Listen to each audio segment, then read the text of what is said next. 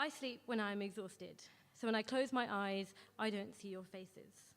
I sleep when my eyelids can no longer hold themselves up, so I don't relive the day I learnt about you leaving this world. I lie down when I know that I am too tired to visually recount the moments before you took your last breath. Grief is selfish and it is exhausting. Grieving for one person is hard, but two is confusing. In the space of 16 days, I lost my good friend and my favorite uncle. I lost the friend that was full of positivity, the friend that was thoughtful, kind, and respectful, the friend that was passionate about making a difference to the lives of young people, and then I lost my uncle.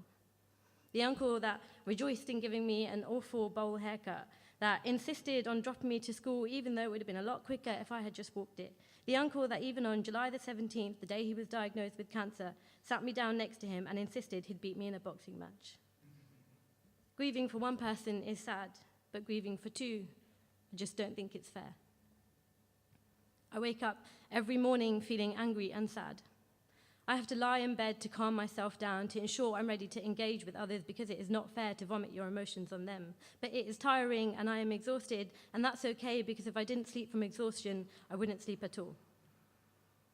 Grieving is hard, necessary but hard, and no one says it gets any easier. They just say that you find a way to deal with it. But does that mean that the constant nauseous feeling in my stomach is going to stay?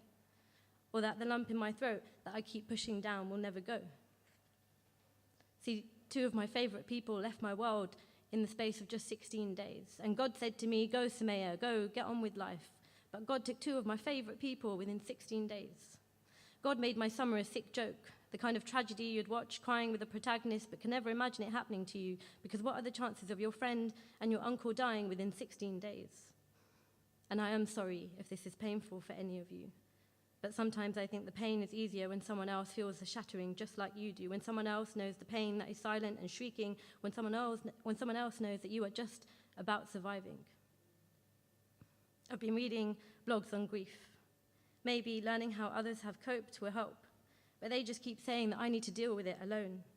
Except I don't know how to, because when I cry for my uncle, I cry for my friend. And when I cry for my friend, I cry for my uncle. And then I just cry until I'm too tired. And I'm too tired to cry, but I'm still awake. So I stare into the darkness, listen to that one song I've listened to since July the 17th. But I'm still awake, and I still have two dead people in my life.